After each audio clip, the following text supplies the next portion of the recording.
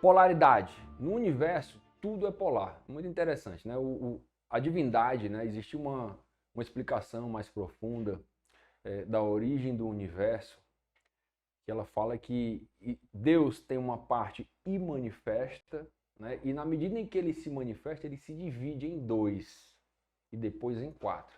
A polaridade é exatamente essa dualidade hermética. Vocês lembram que eu falei agora há pouco das meias verdades, meia verdade minha com meia verdade tua?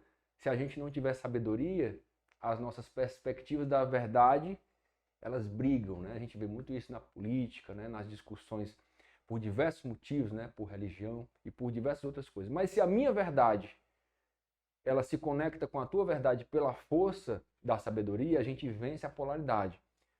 O princípio da polaridade, ele fala que a vida do homem é pendular, né? Como se ele fosse se movimentando pelo universo, né? Sendo sacudido de um lado para o outro, de um lado para o outro, né? E o grande mistério do domínio da polaridade é você pendular menos, né, na sua caminhada de vida, né? A gente é polar, a gente é bem e mal, a gente é bom, ruim, e tudo isso são questões de perspectiva, né? Quando a gente começa a entender que existe a nossa perspectiva e que existe também a perspectiva do outro, o olhar do outro para as mesmas coisas, e que não necessariamente a gente precisa olhar para a mesma coisa de maneira igual, né? Que o outro tem o direito legítimo de pensar diferente da gente. Quando a gente começa a respeitar profundamente, né, esse direito divino que o outro tem de olhar, né, ideias diferentes, ao invés de gerar conflitos, começam a gerar novas ideias. Isso é o domínio da polaridade. Muito interessante isso, sabe? Então, céu, inferno, bom, ruim, né? Nem tanto ao sol, nem tanto à chuva, né? Então a gente vai vendo que a vida, ela tem essa dualidade.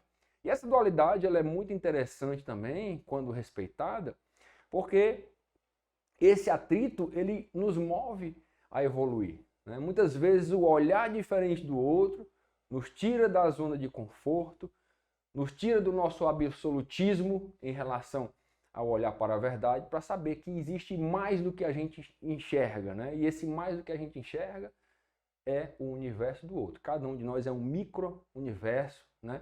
E um dia a gente vai se conectar. Existe uma frase muito interessante que é atribuída a Pascal, que ela fala que Deus é um círculo. Olha a profundidade dessa frase. Deus é um círculo cujo centro está em todos os pontos, né? Ou seja, cada um de nós é um pontinho de Deus dentro de um grande círculo.